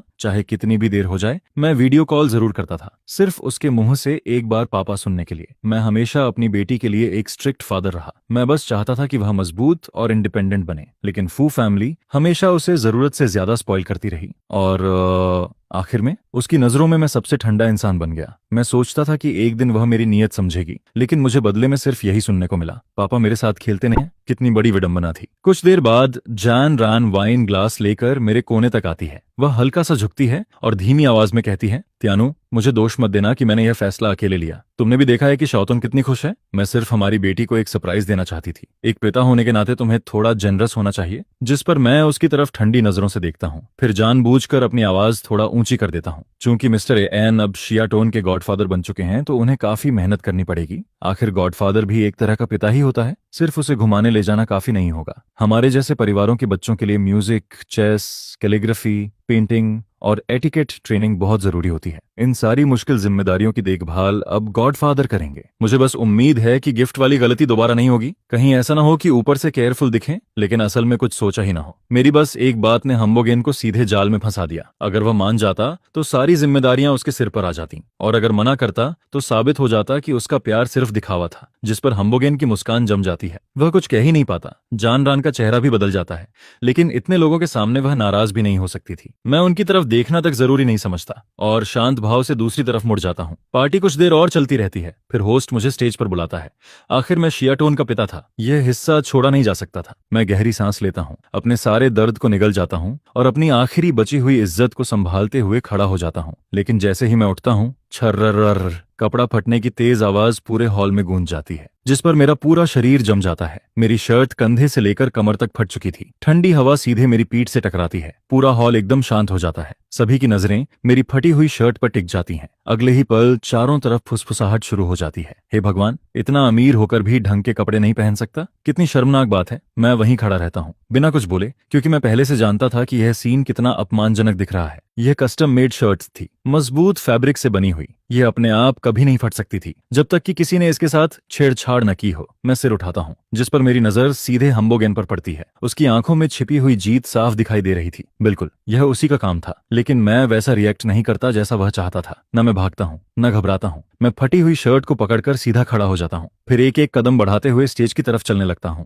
मेरे शूज पत्थर के फ्लोर पर टकराते हैं और हर कदम पिछले कदम से ज्यादा ठंडा महसूस होता है। आखिर मैं स्टेज पर पहुंचता हूँ, माइक्रोफोन उठाता हूँ, फिर मेरी आवाज पूरे हॉल में गूंज उठती है। सभी गेस्ट से क्षमा चाहता हूँ। अभी अभी यहाँ एक छोटा सा इंसिडेंट हुआ है। किसी ने जानबूझकर मेरे सूट को डैमेज किया है और अब ये मजाक की बात नहीं रही। मैं पता लगाकर रहूंगा कि फू फैमिली की पार्टी में आखिर किसने इतनी हिम्मत की कि फैमिली के सन इन लॉ को इस तरह पब्लिकली ह्यूमिलाइट करने की कोशिश करे। पूरे हॉल में अचानक हलचल मच जाती है, जिस पर हम्बोगेन के चेहरे का रंग एक पल के लिए बदल जाता है, लेकिन अगले ही सेकंड वह खुद को संभाल लेता है। यहाँ तक कि वह चिंता दिखाने का भी नाटक करने लगता है। वहीं जान रन तुरंत मेरे पास आ जाती है। वह अपनी आवाज धीमी रखती है, लेकिन उसके अंदर का गुस्सा साफ महसूस हो रहा था। त्यानु, बात को इतना बड़ा मत बनाओ। यह सिर्फ एक कपड़ा है। मैं अभी किसी से दूसरा सूट मंगवा देती हूँ। मैं उसकी तरफ देखता हूँ, जिस पर मेरी आवाज पूरे हॉल में गूंज जाती है। तो क्या मुझे इस तरह सबके सामने बेइज्जत किया जाए और मैं चुप रहूं? सॉरी जान रान, लेकिन यह बात मैं बर्दाश्त नहीं करूंगा। और सब कुछ साफ करने के लिए मैं पहले ही पुलिस को कॉल कर चुका हूँ। यह सुनते ही जान रान का चेहरा पूरी तरह काला पड़ जाता है। क्या तुम हमें पूरे सिटी का जोक बनाना चाहते हो? मैं उसकी आंखों में देखते हुए जवाब देता हूँ, हमें जोक मैंने नहीं बनाया। फिर मेरी नजर जानबूझकर हम्बोगेन पर चली जाती है। यह काम उस इंसान ने किया है जिसने चोरी छिपे ये सब किया। क्या ऐसा नहीं है मिस्टर एन? यह सुनते ही हम्बोगेन तुरंत सिर झुका लेता है। उसकी आवाज भर्रा जाती है जैसे वह रोने वाला हो। ब्रदर त्यानु, आपका मतलब क्या है? मुझे पता है कि आपको पसंद नहीं कि मैं शाओतोन के करीब रहूं, लेकिन आप मुझ पर ऐसा इल्जाम नहीं लगा सकते। जिस पर वह सिर उठाता है। उसकी आंखें पहले से ही लाल हो चुकी थीं। क्या कमाल की एक्टिंग थी। मैं तो यहाँ सिर्फ इसलिए आया था ताकि शियाटोन का बर्थडे हैप्पी बन सके। अगर आप मुझे नहीं देखना चाहते तो मैं अभी चला जाता हूँ। गॉडफादर मत जाइए। यह सुनते ही शियाटोन भागकर हम्बोगेन के सामने खड़ी हो जाती है। उसके छोटे से चेहरे पर गुस्सा साफ दिखाई दे रहा था। पापा बुरे हैं। गॉडफादर हमेशा मेरे लिए सरप्राइजेस लाते हैं। गॉडफादर ने कुछ गलत नहीं किया। जिस पर जान रन भी हम्बोगेन के सामने आकर खड़ी हो जाती है। उसकी आवाज बर्फ जैसी ठंडी थी। त्यानु, बस करो, आज हमारी बेटी का बर्थडे है। ये तुम्हारा गुस्सा निकालने की जगह नहीं है। मैं उनके सामने खड़े उस सीन को देखता हूँ और अचानक सब कुछ बेहद हास्यास्पद लगने लगता है। ठीक उसी समय पुलिस वहां पहुंच जाती है। मैं शांत आवाज में पूरी बात समझाता हूँ और कैमरों चेक करने की रिक्वेस्ट करता हूँ, लेकिन कैमरा फुटेज में साफ दिखाई देता है कि पार्टी शुरू होने से आधा घंटा पहले तक हम्बोगेन लगातार जान रन के साथ था। एकदम परफेक्ट अलबी, जैसे पहले से तैयार किया गया हो। यह देखकर शियाटोन फिर रोने लगती है। देखा, पापा गॉडफादर को परेशान कर रहे हैं। मुझे पापा से नफरत है। जिस पर आसपास खड़े गेस्ट्स की नजरें तुरंत बदल जाती हैं। फुसफुसाहट फिर से शुरू हो जाती है। मिस्टर फू के सन इन लॉ ने तो हद कर दी। गलती खुद की थी और दोष किसी और पर डाल दिया। लगता है मैरिज प्रॉब्लम्स वाली बातें सच थीं। पुलिस अपनी नोट्स कंप्लीट करती है, फिर जाने से पहले कहती है कि यह फैमिली मैटर लगता है और इसे प्राइवेट तरीके से सॉल्व करना बेहतर होगा। इसके बाद पुलिस वहां से चली जाती है। जन रान गहरी सांस लेती है, फिर जबरदस्ती मुस्कुराकर गेस्ट से कहती है, आज के इस तमाशे के लिए मैं माफी चाहती हूँ। मेरे हस्बैंड पर हाल ही में बहुत प्रेशर है, इसलिए उनका मूड थोड़ा अनस्टेबल है। आज की पार्टी यहीं खत्म होती है। मैं किसी और दिन आप सबको फिर इनवाइट करूंगी। जिस पर पार्टी घुटन भरे माहौल में खत्म हो जाती है। गेस्ट्स एक एक करके जाने लगते हैं। उनकी नजरें मेरी तरफ बेहद अजीब थीं। मुझे पता था कि कल पूरी कैपिटल में यही चर्चा होने वाली है। त्यानु अपनी बेटी की बर्थडे पार्टी में पागल हो गया। उसने अपनी पत्नी के राइट हैंड पर झूठा आरोप लगाया और आखिर में खुद प्रॉब्लमैटिक इंसान साबित हो गया। क्या शानदार खेल खेला गया था। मैं वहीं खड़ा रहता हूँ। जनरान को हम्बोगेन को दिलासा देते हुए देखता हूँ। शियाटोन को उसका हाथ पकड़कर खड़े हुए देखता हूँ और तभी मुझे सब समझ आ जाता है। वह परफेक्ट एलिबी शायद जनरान ने खुद तैयार की थी। उसने खुद को और मेरी बेटी को हम्बोगेन की शील्ड बना दिया था। उसके दिल में हमेशा मैं ही वह इंसान था जिसे बलि चढ़ाया जा सकता था और हम्बोगेन वह उसका सबसे कीमती खजाना था जिसे हर हाल में बचाना था। यह सोचते ही मेरा दिल टुकड़ों में बिखर जाता है, लेकिन अब उसमें खून बहाने के लिए कुछ बचा ही नहीं था। इतने दिनों की यातना के बाद वह दिल पहले ही सुन्न हो चुका था। कुछ देर बाद सारे गेस्ट्स जा चुके थे। पूरा हॉल बिखरा पड़ा था। चारों तरफ मौत जैसी खामोशी थी, जिस पर जान रान चुपचाप अपने हाई हील्स उतारती है और उन्हें सोफा पर फेंक देती है। उसकी हर हरकत में गुस्सा भरा हुआ था। वह अपने गले से पर्ल नेकलेस उतारती है और ठंडी नजरों से मेरी तरफ देखती है। त्यानु, अब खुश हो? उसकी आवाज दांत पीसते हुए निकलती है। हर शब्द बर्फ जैसा ठंडा था। तुमने शियाटोन के बर्थडे को पूरे सिटी का मजाक बना दिया। क्या यही चाहते थे तुम? उसी समय हम्बोगेन धीरे से जान रन की स्लीव पकड़ता है। उसकी आवाज हमेशा की तरह जरूरत से ज्यादा मीठी थी। जानन, ब्रदर त्यानु को मत डांटो। ये सब मेरी गलती है। मुझे यहाँ नहीं आना चाहिए था। मैं तो सिर्फ शियाटोन को खुश करना चाहता था। मैंने नहीं सोचा था कि बात यहाँ तक पहुंच जाएगी। यह सुनते ही जान रान तुरंत उसके सामने झुक जाती है। उसकी आवाज पल भर में नरम हो जाती है। वह उसके कंधे पर हल्की थपकी भी देती है। इसमें तुम्हारी कोई गलती नहीं है। फिर वह मेरी तरफ मुड़ती है। अब उसके चेहरे पर झुंझलाहट साफ दिखाई दे रही थी। तुम आखिर चाहते क्या हो? सिर्फ एक शर्त थी। क्या उसके लिए पुलिस बुलाना जरूरी था? तुम जानते हो इसका फू फैमिली पर कितना असर पड़ेगा। पुलिस को यहाँ बुलाने का मतलब समझते हो? तुम इतने इरेशनल कब से हो गए? इतने लोगों के सामने तुमने बोगेन पर आरोप लगाया और शियाटोन का बर्थडे खराब कर दिया। क्या तुमने एक बार भी सोचा कि उस पर क्या गुजरी होगी? उसका हर आरोप औलों की तरह मेरे ऊपर गिर रहा था, ठंडा, भारी और दर्दनाक। मैं उसके गुस्से से भरे चेहरे को देखता हूँ और अचानक मुझे हंसी आने लगती है, क्योंकि वह सिर्फ उसकी साथी नहीं थी, वह इस पूरे खेल की मास्टरमाइंड थी। उसे सच पता था, फिर भी वह मुझे ही दोष दे रही थी, उस इंसान को जो असली विक्टिम था। लेकिन अब मैं कुछ भी कहना नहीं चाहता था, जिस पर मेरा साइलेंस उसे जिद लगने लगता है। उसकी आंखों का गुस्सा और गहरा हो जाता है। वह आगे बढ़कर मेरे कंधे पकड़ लेती है और मुझे मजबूर करती है कि मैं उसकी तरफ देखूं। त्यानु, हम्बोगेन शियाटोन का गॉडफादर है और 7 साल पहले उसी ने तुम्हारी जान बचाई थी। अगर उसने ब्लड ट्रांसफ्यूजन नहीं दिया होता तो तुम मर चुके होते। तुम इतने एहसान फरामोश कैसे हो सकते हो? उसे टारगेट करना बंद करो, और आज जो हुआ उसके लिए तुम्हें बोगेन से माफी मांगनी होगी। उसकी आवाज सुनते ही मेरे सामने 7 साल पुराना हॉस्पिटल घूम जाता है। डिसइंफेक्टेंट की गंध फिर से नाक में भर जाती है। कितनी विडंबना थी। जिस लाइफ डेट को मैं हमेशा याद रखता था, वही आज मुझे कंट्रोल करने का हथियार बन चुका था। उसने उस एहसान का इस्तेमाल जान रन के करीब आने के लिए किया और मेरी ग्रेटिट्यूड को स्मोक स्क्रीन बना दिया। मेरी आंखों के सामने उसने मेरी पत्नी को छीन लिया और मुझे उसकी बेटी पालने पर मजबूर कर दिया। क्या शानदार प्लान था। मेरी उंगलियां हथेली में धंस जाती हैं, लेकिन अब दर्द महसूस नहीं होता। जब दिल मर जाता है तो शरीर भी सुन्न हो जाता है। पापा बैड। अचानक शियाटोन की आवाज मुझे यादों से बाहर खींच लाती है। वह नैनी का हाथ छुड़ाकर मेरी तरफ दौड़ती है, फिर अपने छोटे छोटे मुट्ठियों से मेरी टांग पर मारने लगती है। आप गॉडफादर को क्यों परेशान करते हो? आपने मेरा बर्थडे खराब कर दिया। मुझे आपसे नफरत है। मुझे अब पापा नहीं चाहिए। यह सुनकर समझ आता है कि दिल टूटना कैसा महसूस होता है। जान रन यह सब देखती है। वह हल्का सा भौहें सिकोड़ती है, लेकिन आखिर में सिर्फ ठंडी सांस छोड़ देती है। देख लिया, एक बच्ची भी सही और गलत पहचान सकती है। त्यानु, खुद पर सोचो। यह कहकर वह मेरी तरफ देखना तक बंद कर देती है। फिर हैम्बोगेन और शाओतोन को साथ लेकर दरवाजे की तरफ बढ़ जाती है। मैं बोगेन को घर छोड़ने जा रही हूँ। शाओतोन, मॉम को बाय बोलो। अगले ही पल विला का दरवाजा खुलता है और जोर से बंद हो जाता है। मैं वहीं खड़ा रह जाता हूँ, फ्लोर पर फैले हुए केओस को देखता हुआ। टूटे हुए ग्लासेस, कुचला हुआ केक, जमीन पर बिखरे बैलून, सब कुछ मेरी मैरिज जैसा लग रहा था, मेरी फैमिली जैसा, मेरी पूरी लाइफ जैसा। मुझे नहीं पता कितना समय बीत जाता है। फिर जान रान वापस लौटती है। उसके पीछे शाओतोन भी थी। बच्ची अब भी मुंह फुलाए हुए थी। जान रान अंदर आकर वाटर ग्लास भरती है, लेकिन मेरी तरफ एक बार भी नहीं देखती। आखिर में शियाटोन मेरे सामने आकर खड़ी हो जाती है। फिर वह मेरा हाथ जोर से हटाती है। साइड हटो, मैं आपको नहीं देखना चाहती। मुझे गॉडफादर चाहिए। जिस पर ग्लास हल्का सा कांप जाता है। गर्म पानी मेरी हथेली पर गिरता है और उसे लाल कर देता है, लेकिन मुझे कुछ महसूस नहीं होता। मैं बेहद शांत आवाज में कहता हूँ, जैसे किसी और की कहानी सुना रहा हूँ। चिंता मत करो, बब बहुत जल्द तुम्हारे पास सिर्फ बोगेन ही पापा होगा। यह सुनकर दोनों एक पल के लिए रुक जाती हैं, लेकिन मैं उन्हें कोई रिएक्शन देने का मौका नहीं देता। जिस पर मैं मुड़ता हूँ और सीधे मास्टर बेडरूम की तरफ चला जाता हूँ। क्लैक। दरवाजा मजबूती से बंद हो जाता है, जैसे मेरे दिल का दरवाजा मेरा सिपल हमेशा के लिए बंद हो गया हो। उस रात मैं खाली कमरे में अकेला सोता हूँ। मेरा सिर लगातार घूम रहा था। लगातार लगे झटकों ने आखिरकार मुझे तोड़ दिया था, और कब मेरी आंख लग जाती है मुझे पता भी नहीं चलता। लेकिन नींद आते ही मैं एक नाइटमेयर में फंस जाता हूँ। मैं 5 साल पहले के डिलीवरी रूम में खड़ा था। चारों तरफ डिसइंफेक्टेंट की गंध फैली हुई थी। वह गंध इतनी तेज थी कि सांस लेना मुश्किल हो रहा था। मैं कॉरिडोर में खड़ा पसीने से भीगा हुआ था। जन रान की दर्द भरी चीखें मेरे कानों में गूंज रही थीं। मैं बार बार भगवान से प्रार्थना कर रहा था, बस माँ और बच्ची दोनों सुरक्षित रहें। तभी दूर से नर्स की आवाज सुनाई देती है। एक हेल्दी बेबी गर्ल हुई है। यह सुनते ही मेरे पैरों की ताकत खत्म हो जाती है।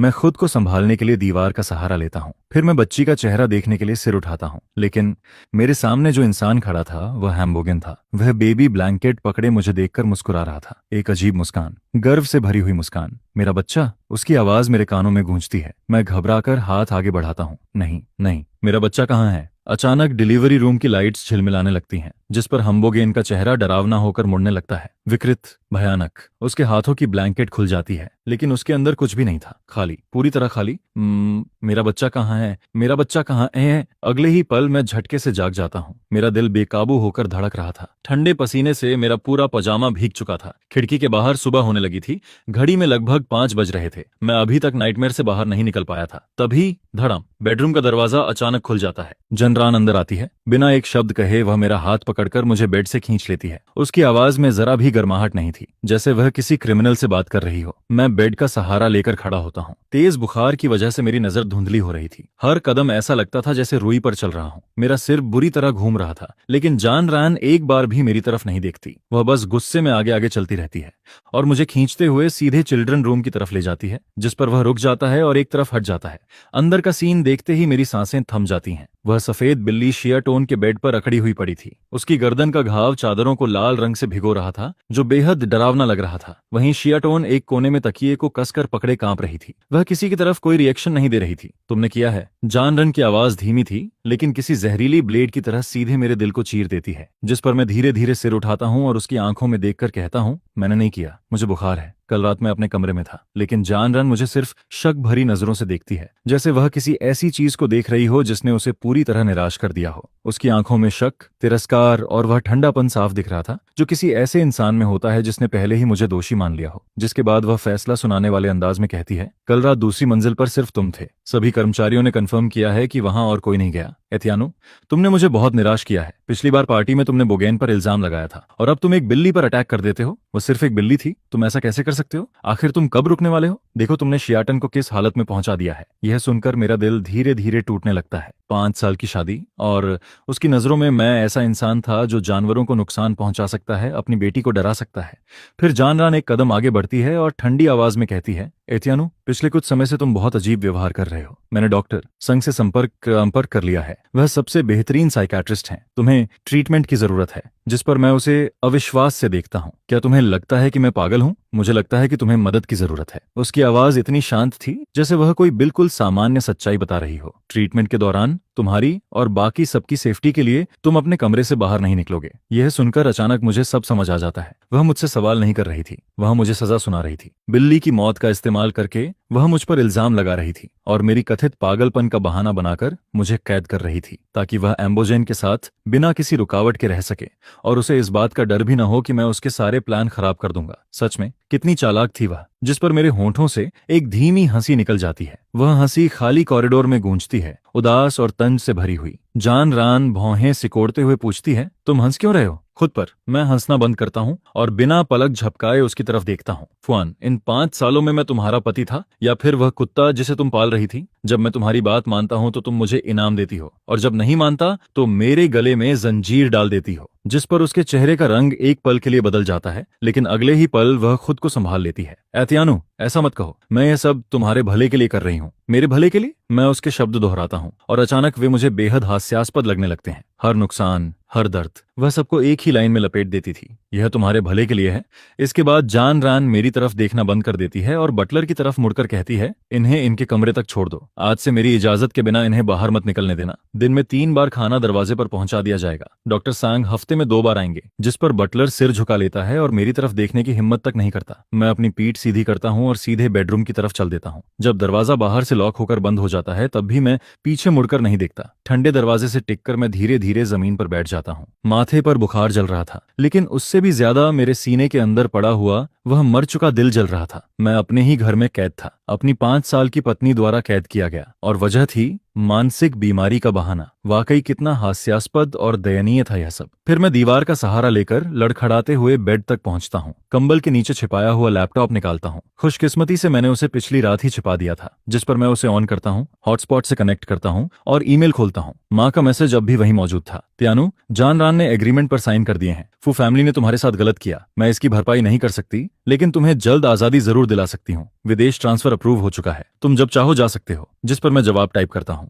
थैंक यू मॉम, बस कुछ और दिन मेरा इंतजार कीजिए। इसके बाद मैं वर्क फोल्डर खोलता हूँ और ओवरसीज ब्रांच संभालने से पहले बाकी बचे सारे काम खत्म करने लगता हूँ। बुखार मेरी नजर धुंधली कर रहा था, उंगलियां कांप रही थीं, लेकिन मैं दांत भींच कर लगातार टाइप करता रहता हूँ। मुझे जाना था, मुझे हर हाल में यहाँ से निकलना था, इस नरक से दूर, उस औरत से दूर जिसने 5 साल तक मुझे बेवकूफ बनाया, और इस झूठ से भरे घर से दूर। अगले 3 दिन हैरानी भरे तरीके से शांत गुजरते हैं। जब भी डॉक्टर संग मेरा ट्रीटमेंट करने आते हैं, मैं उनके हर सवाल का जवाब देता हूँ, लेकिन वे ट्रीटमेंट मशीन्स मुझे असहनीय दर्द देती थीं। हर इलेक्ट्रिक सेशन के बाद मेरा दिमाग सुन्न हो जाता था, मैं लगभग बेहोश हो जाता था, लेकिन हर बार जागने पर मेरा दिल पहले से ज्यादा ठंडा हो जाता था। शायद मुझे जान रान की क्रूरता का शुक्रिया अदा करना चाहिए था।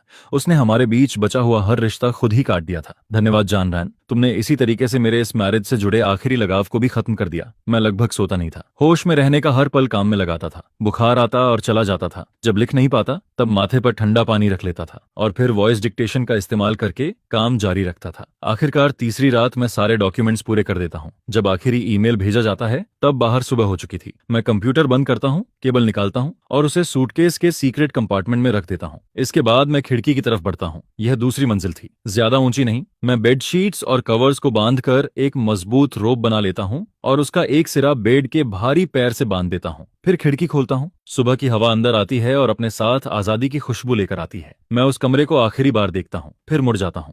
अब मेरी आंखों में कोई झिझक नहीं बची थी, जिस पर मैं रोप को कसकर पकड़ता हूँ और खिड़की से नीचे उतरना शुरू कर देता हूँ। मेरा शरीर हवा में लटक रहा था, लेकिन मुझे कोई डर महसूस नहीं होता, सिर्फ राहत महसूस होती है। मैं नीचे जमीन तक पहुंच जाता हूँ, तभी टखने में तेज दर्द उठता है। शायद चोट लग गई थी, लेकिन अब उसकी कोई अहमियत नहीं थी। मैं सूटकेस घसीटते हुए सड़क किनारे खड़ी कार की तरफ बढ़ता हूँ। यह वही कार थी जो मेरे माता पिता ने मेरे लिए तैयार करवाई थी। ड्राइवर मुझे देखते ही नीचे उतरता है और सामान रख देता है, जिस पर मैं पीछे वाली सीट पर बैठ जाता हूँ और विला फू को आखिरी बार देखता हूँ।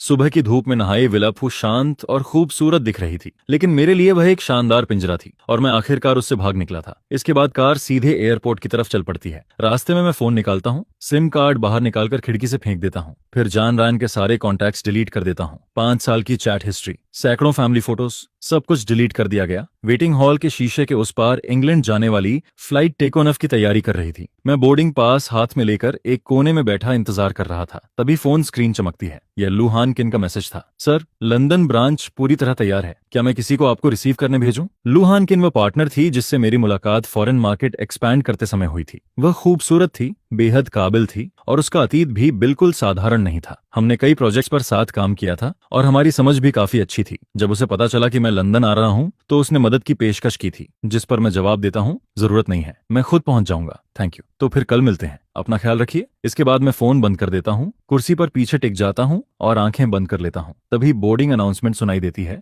मैं सूटकेस उठाता हूँ और खड़ा हो जाता हूँ। बिना पीछे देखे सीधे गेट की तरफ बढ़ता हूँ, ब्रिज पार करता हूँ और प्लेन में चढ़ जाता हूँ। एयर होस्टेस मुस्कुराकर मुझे सीट तक ले जाती है। मैं विंडो सीट पर बैठता हूँ और सीट बेल्ट बांध लेता हूँ, जिस पर प्लेन धीरे धीरे रनवे पर आगे बढ़ना शुरू करता है। खिड़की के बाहर वह शहर जिसने मुझे 5 साल तक कैद रखा था धीरे धीरे छोटा होता जाता है और फिर बादलों के नीचे गायब हो जाता है। मैं दर्द से जलती आंखें बंद करता हूँ और एक लंबी सांस छोड़ देता हूँ। आखिरकार सब खत्म हो गया, सब कुछ समाप्त हो चुका था। आज से मैं ईटियानो सिर्फ अपने लिए जीऊंगा। लंदन की ऑटम सीजन लगातार बारिश लेकर आती थी।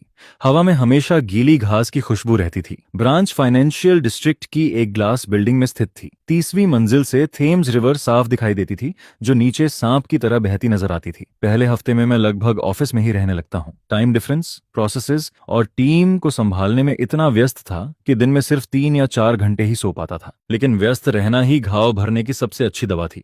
जब दिमाग रिपोर्ट्स, डेटा और मीटिंग्स से भर जाता है तब धोखे और झूठ को याद करने की जगह नहीं बचती। लू हान किन भी समय समय पर मिलने आती रहती थी। उसका अपना बिजनेस और नेटवर्क यहाँ था, लेकिन फिर भी वह मेरे लिए समय निकालती थी। कभी गर्म कॉफी लेकर आती थी तो कभी कुछ खाने का सामान। एक बार कॉफी रखते हुए वह कहती है, सर, अगर आप खुद को इसी तरह पुश करते रहे तो जल्दी या देर से आपका शरीर जवाब दे देगा। जिस पर मैं सिर उठाकर हल्की मुस्कान देता हूँ, कोई बात नहीं, मुझे इसकी आदत है। यह सुनकर वह ज्यादा कुछ नहीं कहती, बस सामने बैठकर चुपचाप मैगजीन पढ़ने लगती है। पूरे ऑफिस में सिर्फ कीबोर्ड की आवाज और पन्ने पलटने की आवाज सुनाई देती थी, लेकिन वह खामोशी कभी असहज नहीं लगती थी। लू हान किन ऐसी महिला थी जो बाउंड्रीज बनाए रखना जानती थी। वह मेरा अतीत जानती थी, लेकिन कभी ज्यादा सवाल नहीं पूछती थी। उसे जब जरूरत होती तभी वह सामने आती थी, ना ज्यादा करीब ना ज्यादा दूर, और यही दूरी मुझे सुकून देती थी। लंदन पहुंचने के दूसरे हफ्ते में एक बड़ा प्रोजेक्ट जो महीनों से अटका हुआ था और जिसे हेड ऑफिस लगभग फेलियर मान चुका था, अचानक एक नए मौके के साथ सामने आता है। दूसरी पार्टी एक पुरानी फैमिली कंपनी थी, काफी कंजर्वेटिव और बंद सोच वाली।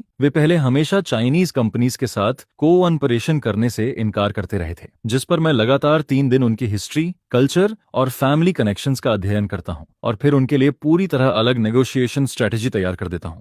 मैं मार्केट शेयर या प्रॉफिट परसेंटेज की बातें नहीं करता, मैं मार्केट शेयर की बात नहीं करता और न ही जल्दी से प्रॉफिट डिस्ट्रीब्यूशन की चर्चा शुरू करता हूं, बल्कि मैं शुरुआत उस ट्रेडिशनल क्राफ्ट से करता हूं जिसे उनकी फैमिली 3 पीढ़ियों से संभालती आ रही थी, जिस पर मैं उनकी क्वालिटी के प्रति दीवानगी की तारीफ करता हूं और धीरे धीरे बातचीत को कोऑपरेशन, लेगेसी और इनोवेशन की तरफ ले जाता हूं। दूसरी तरफ बैठे सफेद बालों वाले चेयरमैन का रवैया भी धीरे धीरे बदलने लगता है। जो इंसान शुरुआत में बेहद सतर्क था, वह अब बातचीत में पूरी तरह शामिल हो जाता है। आखिर में वह मेरा हाथ पकड़कर कहता है, मिस्टर एयो, आप सच में कमाल के इंसान हैं। जब कॉन्ट्रैक्ट साइन किया जाता है तो पूरा मीटिंग रूम तालियों से गूंज उठता है, जिस पर लू हन चिन भी वहां पार्टनर के रूप में मौजूद रहती है और पूरी नेगोशिएशन में हिस्सा लेती है। कॉन्ट्रैक्ट साइन होने के बाद वह मुस्कुराकर कहती है, प्रेसिडेंट ओ, मैं सच में आपकी बहुत रिस्पेक्ट करती हूँ। काफी समय हो गया है किसी इतने फॉर्मिडेबल ओपोनेंट को देखे हुए, लेकिन अब हम ओपोनेंट नहीं पार्टनर्स हैं। जिस पर मैं उसकी तरफ हाथ बढ़ाता हूँ, वह अपना गर्म हाथ मेरे हाथ में रख देती है। हमारी पार्टनरशिप सफल हो, इसी कोलैबोरेशन की वजह से लू हान किन और मेरी मुलाकातें पहले से ज्यादा होने लगती हैं। वह अक्सर मुझे लंच या डिनर के लिए इनवाइट करती है ताकि प्रोजेक्ट की प्रोग्रेस पर बात हो सके। कभी कभी हम काम के अलावा भी दूसरी चीजों पर बात करने लगते हैं, नई आर्ट एग्जीबिशंस, नए खुले रेस्टोरेंट्स या वीकेंड पर घूमने की अच्छी जगह है। लेकिन उसने कभी मेरी प्राइवेट लाइफ के बारे में ज्यादा सवाल नहीं किए, न ही उसने कभी जानबूझकर कोई एम्बिगियस सिग्नल देने की कोशिश की। हम दो ऐसे लोगों की तरह थे जिन्हें पराई जमीन पर एक ऐसा इंसान मिल गया था जो उन्हें समझ सकता था। हम एक दूसरे का सम्मान भी करते थे और प्रशंसा भी, और यही रिश्ता मुझे सुकून देता था। एक दोपहर में अभी अभी एक लंबी वीडियो कॉन्फ्रेंस खत्म करता हूँ, तभी इंटरनल फोन बजता है। सेक्रेटरी की आवाज आती है, प्रेसिडेंट आओ, मिस लू आई हैं, वो आपसे मिलना चाहती हैं, उन्हें अंदर भेज दीजिए। जिस पर लू हान किन दरवाजा खोलकर अंदर आती है। आज उसने ऑफिस सूट नहीं पहना था, बल्कि डार्क ग्रे कैशमेयर ड्रेस पहन रखी थी, जो उसकी पतली कमर और लंबी टांगों को और उभार रही थी। आज उसमें बिजनेस वर्ल्ड वाली तेज धार थोड़ी कम थी और उसकी जगह एक अलग तरह की नरमी दिखाई दे रही थी। वह मुस्कुराती है और मेरे सामने आराम से बैठ जाती है। प्रेसिडेंट ऑन, काम खत्म हो गया? मैं अपनी भौहों के बीच हल्की मालिश करते हुए कहता हूँ, अभी अभी खत्म किया है। प्रेसिडेंट लू, कोई काम था? जिस पर वह हल्का सा भौं उठाकर कहती है, क्या मैं आपसे सिर्फ तभी मिल सकती हूँ जब मुझे कोई काम हो? उसका लहजा थोड़ा करीब था, लेकिन फिर भी पूरी तरह संतुलित, न तो असहज और न ही जरूरत से ज्यादा व्यक्तिगत। इसके बाद वह आगे कहती है, मुझे पता है कि आप वर्कहोलिक हैं, लेकिन खाना तो आपको भी खाना पड़ता है ना? हाल ही में एक फ्रेंच रेस्टोरेंट खुला है, काफी अच्छी रिव्यूज हैं, क्या आप मुझे यह सम्मान देंगे? जिस पर मैं उसकी तरफ देखता हूँ। मैं लू हान किन की गुडविल को महसूस कर सकता था, और शायद वह एहसास भी, जो सिर्फ बिजनेस पार्टनर से थोड़ा ज्यादा था। वह एक बेहद आकर्षक महिला थी, स्मार्ट, इंडिपेंडेंट और टेस्टफुल। उसके साथ समय बिताना भी सुखद लगता था, लेकिन 5 साल के धोखे और उस अंतिम टूटन के बाद मेरा दिल जैसे पूरी तरह जम चुका था और फिलहाल उसके पिघलने के कोई संकेत नहीं थे। जिस पर मैं हल्की मुस्कान देता हूँ, शिष्ट लेकिन दूरी बनाए हुए। प्रेसिडेंट लू, आपके निमंत्रण के लिए धन्यवाद, लेकिन आज रात मुझे अभी कुछ रिपोर्ट्स रिव्यू करनी है। लेकिन इससे पहले कि मैं और कुछ कहूँ, वह मेरी बात काट देती है। चाहे आप कितने भी व्यस्त हों, खाना जरूरी है। उसका रवैया दृढ़ था, लेकिन आंखें अब भी बेहद कोमल थीं। इसे प्रोजेक्ट की अच्छी शुरुआत का सेलिब्रेशन समझ लीजिए। प्रेसिडेंट एओ, ये फेवर मुझे दे दीजिए। जब बात यहाँ तक पहुंच जाती है, तब उसे दोबारा मना करना जरूरत से ज्यादा ठंडा लगता। जिस पर मैं कुछ सेकंड चुप रहता हूँ और आखिरकार सिर हिला देता हूँ, ठीक है, लेकिन एक बात साफ कर दूं, इस डिनर का बिल मैं दूंगा। इसे प्रोजेक्ट में सपोर्ट करने के लिए प्रेसिडेंट लू के प्रति मेरी एप्रिसिएशन समझिए। यह सुनकर लू हान किन मुस्कुरा देती है। वह समझती थी कि यही वह बाउंड्री है जो मैं तय कर रहा हूँ, इसलिए वह और जोर नहीं देती। डिनर के बीच में वह अचानक कहती है, प्रेसिडेंटो, क्या आपको नहीं लगता कि कभी कभी किसी जगह को छोड़ना भागना नहीं होता, बल्कि खुद को एक नई शुरुआत देना होता है? जिस पर फिलेट काटता हुआ मेरा हाथ रुक जाता है। वह खिड़की के बाहर रात के नजारे को देखते हुए बहुत धीमी आवाज में कहती है, जिंदगी में बहुत कुछ होता है, अच्छा भी और बुरा भी। कुछ घावों को भरने में समय लगता है, लेकिन सबसे जरूरी बात यह है कि सिर्फ इसलिए सारी अच्छाइयों को ठुकरा मत दीजिए क्योंकि किसी ने कभी आपको चोट पहुंचाई थी। मैं अपने कटलरी नीचे रख देता हूं और उसकी तरफ देखता हूं। वह जानती थी कि मैं उसे देख रहा हूं, लेकिन फिर भी वह मेरी तरफ नहीं देखती, बस आगे कहती रहती है, मैं आपको कोई सलाह देने की कोशिश नहीं कर रही, मैं बस इतना मानती हूं कि आपके जैसे अच्छे इंसान को बेहतर जिंदगी मिलनी चाहिए। लू हान किन, मैं कुछ कहना चाहता हूँ लेकिन शब्द नहीं मिलते, जिस पर आखिरकार वह मेरी तरफ मुड़ती है और मुस्कुरा देती है। उसकी आंखों में सच्चाई भी थी और कोमलता भी। घबराइए मत, मैं आपको प्रपोज नहीं कर रही हूँ। मैं सिर्फ ये कहना चाहती हूँ कि चाहे आपके साथ पहले कुछ भी हुआ हो, आप अच्छे व्यवहार के हकदार हैं, यहाँ तक कि खुद अपने द्वारा भी। उस पल मेरे अंदर जमी हुई बर्फ में जैसे एक छोटी सी दरार पड़ जाती है, सिर्फ एक छोटी सी दरार। डिनर के बाद लू हानकिन अपनी कार में बैठकर चली जाती है और मैं रेस्टोरेंट के बाहर खड़ा उसकी कार को लंदन की रात के ट्रैफिक में गायब होते देखता रहता हूँ। तभी फोन हल्का सा वाइब्रेट करता है। ये मेरे पेरेंट्स का मैसेज था। त्यानु, जान रान तुम्हें ढूंढ रही है, वह लंदन पहुंच चुकी है। मैं उस मैसेज को देखता हूँ लेकिन मेरे सीने में कोई भावना नहीं उठती। उसे ढूंढने दो, और अगर वह मुझे ढूंढ भी लेती है तो क्या? मेरे और उसके बीच सब कुछ उसी दिन खत्म हो गया था जिस दिन उसने कहा था कि शियाटोन उसकी और बोगेन की बायोलॉजिकल डॉटर है। जान रान मुझे लगभग 1 महीने बाद ढूंढ लेती है। उस दिन मैं हाइड पार्क में टहल रहा था।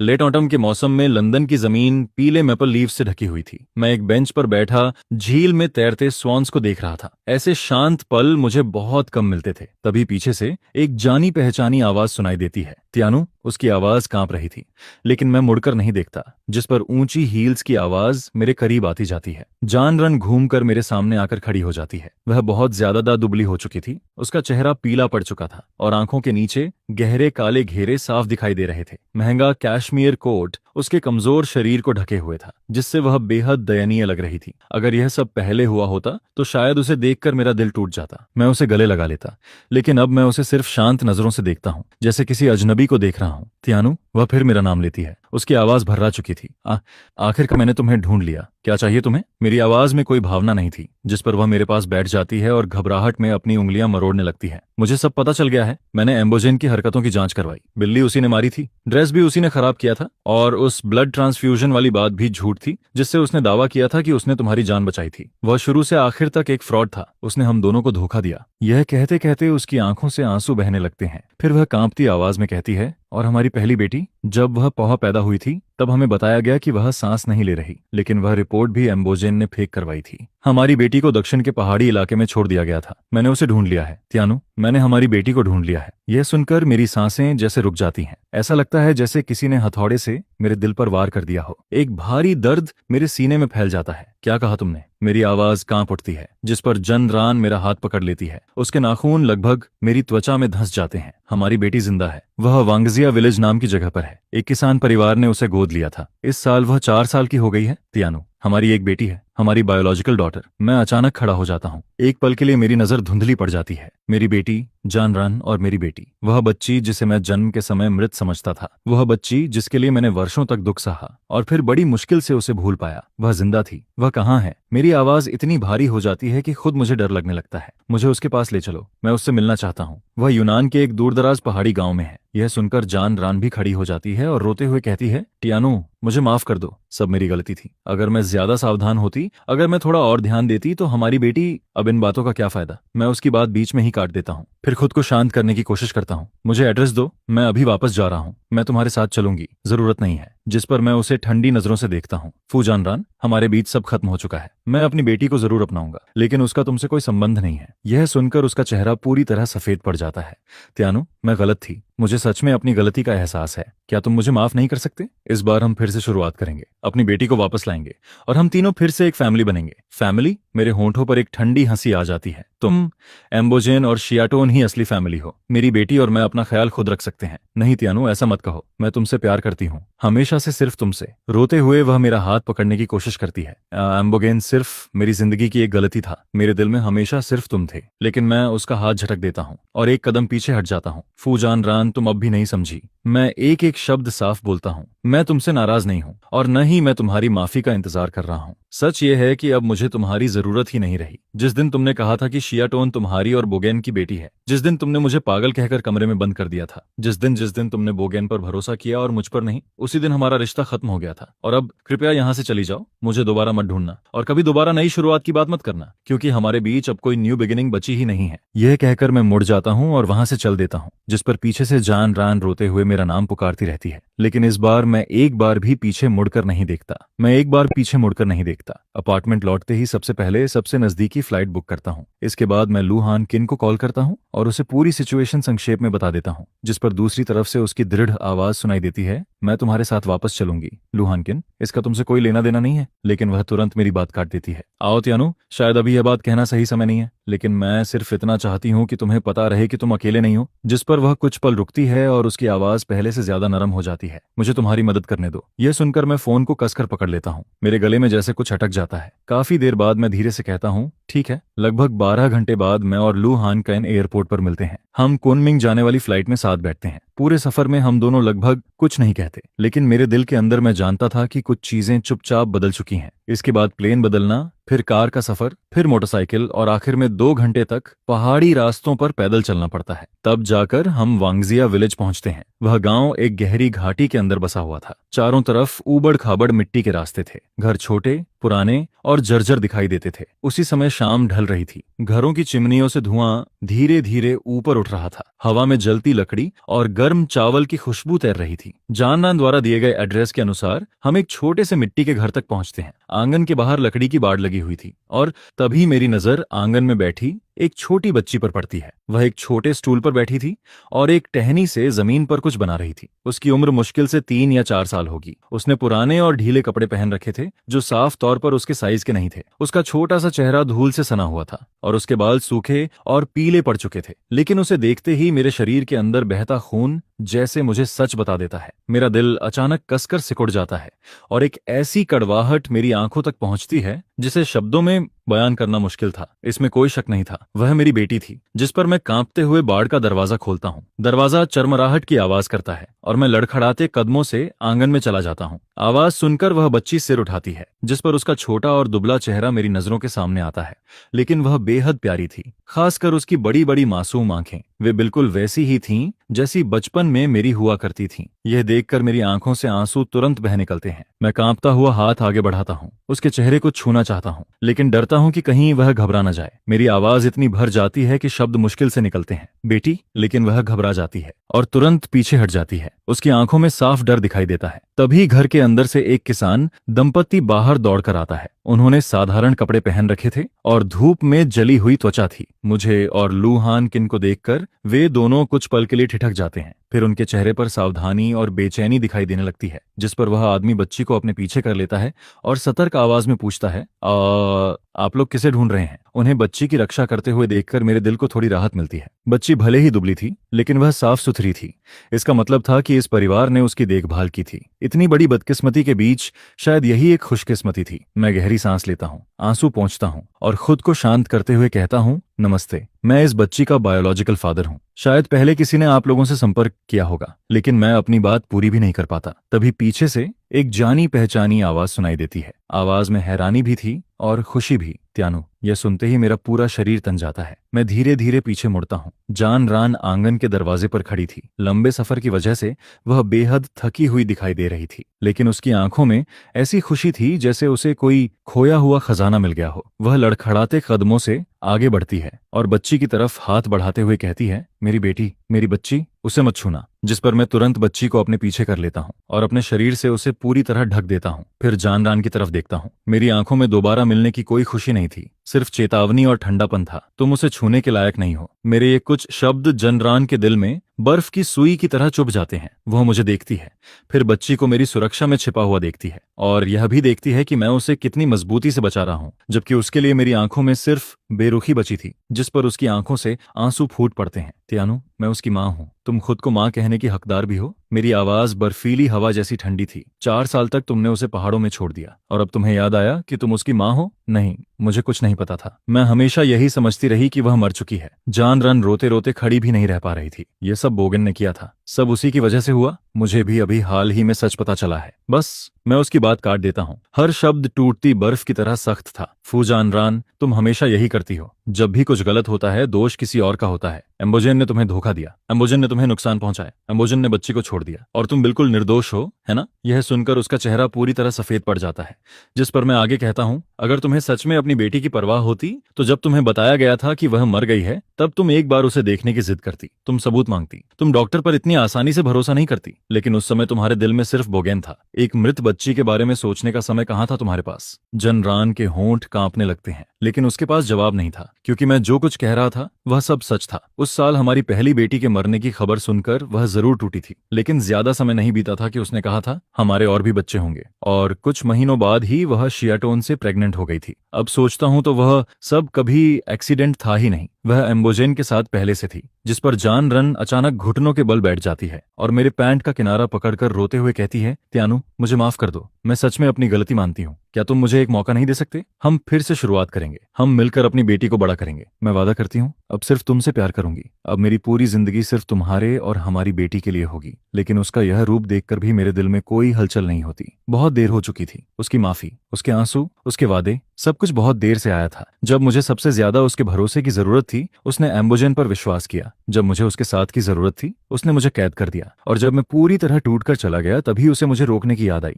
लेकिन कुछ चीजें एक बार टूट जाएं तो फिर कभी नहीं जुड़ती। मैं उसकी तरफ दोबारा नहीं देखता, न ही उसे कोई जवाब देता हूँ। इसके बजाय मैं झुकता हूँ और अपनी बेटी को सावधानी से गोद में उठा लेता हूँ। शुरुआत में वह थोड़ा विरोध करती है, लेकिन शायद खून का रिश्ता अपना असर दिखाता है। धीरे धीरे वह शांत हो जाती है और अपना छोटा सा सिर मेरे कंधे पर रख देती है, जिस पर मैं उसके कान में धीरे से कहता हूँ, डरो मत, पापा तुम्हें घर ले जा रहे हैं। इसके बाद मैं मुड़ता हूँ और दूर खड़ी कार की तरफ चल पड़ता हूँ। लू हान किन चुपचाप मेरे साथ चल रही थी। वह आगे बढ़कर कार का दरवाजा खोल देती है। तभी जान रान घबराकर हमारे पीछे दौड़ती है, लेकिन लू हान किन उसके सामने खड़ी हो जाती है। वह कुछ नहीं कहती, बस शांत नजरों से जान रान को देखती है। उसकी आंखों में न अहंकार था न चुनौती, वह किसी नरम दीवार की तरह थी, ऐसी दीवार जिसे पार नहीं किया जा सकता। जान रान उसे हटाकर हमारे पास पहुंचना चाहती थी, लेकिन जब उसने मेरी दृढ़ पीठ देखी, मेरी बाहों में सुरक्षित मेरी बेटी को देखा, लू हान किन को चुपचाप मेरे साथ चलते देखा, तब उसके पैर जैसे जमीन में जड़ जाते हैं। वह वहीं खड़ी रह जाती है। कार आगे बढ़ जाती है। पीछे धूल का बादल उठता है जो उसकी नजरों को धुंधला कर देता है और साथ ही उसकी आखिरी उम्मीद भी अपने साथ ले जाता है। रियर व्यू मिरर में जान रन की आकृति छोटी होती जाती है और आखिरकार पहाड़ी मोड़ के पीछे गायब हो जाती है, जिस पर मैं नजरें हटा लेता हूँ और अपनी गोद में सोई हुई बेटी की तरफ देखता हूँ। वह सो चुकी थी। उसकी लंबी पलकों पर अभी भी आंसुओं के निशान थे। चेहरा धूल से सना हुआ था, लेकिन फिर भी वह बेहद प्यारी लग रही थी। मैं उसके गाल को हल्के से सहलाता हूँ। मेरा दिल दर्द, अपराध बोध और राहत जैसी भावनाओं से भर जाता है।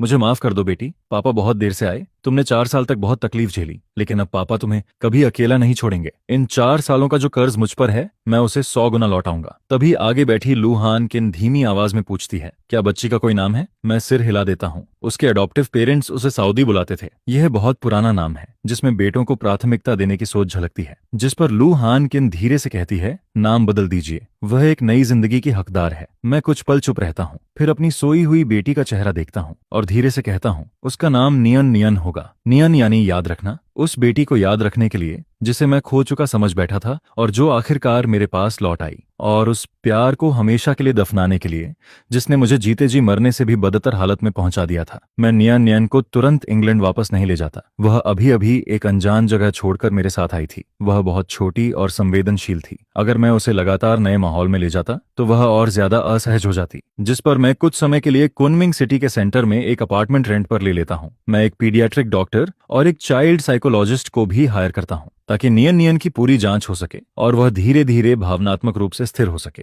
और दूसरी तरफ लू हान किन भी अपने कई जरूरी काम छोड़कर हमारी मदद करने लगती है। मैं कमिंग में ही रुक जाता हूँ, जिस पर लू हान किन हमारे साथ रहकर सबसे अच्छे डॉक्टर्स से कांटेक्ट करने में मदद करती है।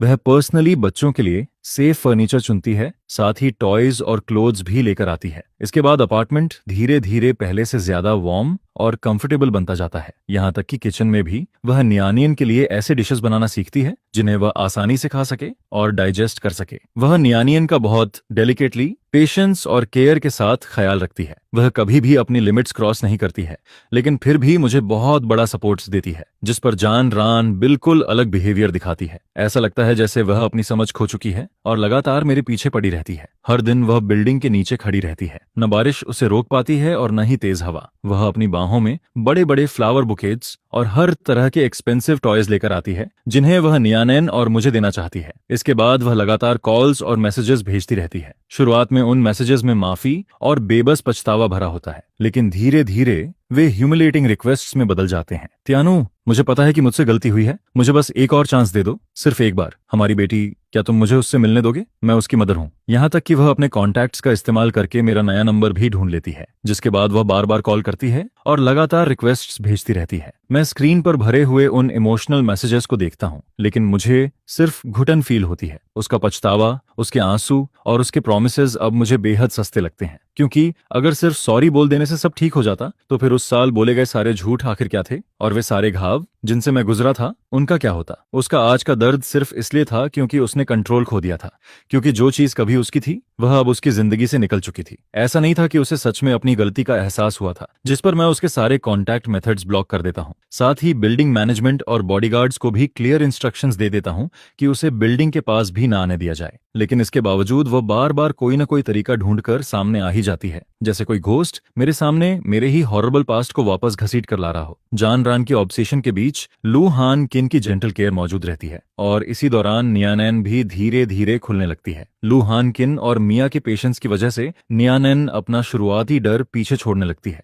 वह मुस्कुराने लगती है, वह मुझे अपनी सॉफ्ट वॉइस में पापा कहकर बुलाती है और क्यूरियोसिटी के साथ इस नए वार्म और सेफ वर्ल्ड को देखने लगती है। उसे लू हान किन भी बहुत पसंद आने लगती है, जिस पर लू हान किन उसे अपनी बाहों में लेकर विंडो के बाहर गुजरती कार्स दिखाती है। कभी वह उसके साथ बैठकर पेशेंटली पजल्स कंप्लीट करती है, और जब भी नियान किसी नाइटमेयर से डरकर जाग जाती है तब लू हान किन उसके पास बैठकर धीरे धीरे स्टोरीज सुनाती है ताकि वह दोबारा आराम से सो सके। धीरे धीरे न्यानियन अपनी छोटी छोटी आर्म्स फैलाकर लू हान किन से खुद उसे उठाने की रिक्वेस्ट करने लगती है। यह देखकर कि मेरी बेटी और लू हान किन इतनी नेचुरली और क्लोज होकर रह रही हैं और मेरी बेटी के चेहरे पर हर दिन ज्यादा स्माइल्स दिखाई दे रही हैं, मेरा जमे हुए दिल भी फिर से गर्म होने लगता है। इसी दौरान लू हान किन और मेरे बीच का रिलेशनशिप भी चुपचाप करीब आने लगता है। हर रात नियान के सो जाने के बाद हम बालकनी में बैठकर काम और फ्यूचर के बारे में बातें करते हैं। कभी कभी हम पास्ट की कुछ बातों का भी जिक्र कर लेते हैं, लेकिन लू हान किन कभी भी मेरे पास्ट के बारे में जबरदस्ती सवाल नहीं करती है। वह बस चुपचाप मेरे साथ खड़ी रहती है और जब भी जरूरत पड़ती है सही समय पर मेरी तरफ अपना हाथ बढ़ा देती है। उसका यही रिस्पेक्ट और बैलेंस मुझे बहुत लंबे समय बाद पहली बार इनर पीस फील करवाता है। फिर एक रात नियानियन के सो जाने के बाद मैं और लू हनचिन लिविंग रूम में बैठे होते हैं। बाहर कुमिंग की रात फैली हुई होती है और सड़क की लाइट्स खामोशी से चमक रही होती हैं। अचानक मैं कहता हूँ, थैंक यू वन किंग, जिस पर वह अपना सिर घुमाकर मेरी तरफ देखती है। पीली लाइट के नीचे उसकी आंखें असामान्य रूप से सॉफ्ट दिखाई दे रही होती हैं। मैं आगे कहता हूँ, इतने समय से तुमने हमारे लिए जो कुछ किया है उसके लिए धन्यवाद। मुझे पता है कि यहाँ रहने के लिए तुमने बहुत सी चीजें साइड में रखती हैं। मैं ये एहसान हमेशा याद रखूंगा।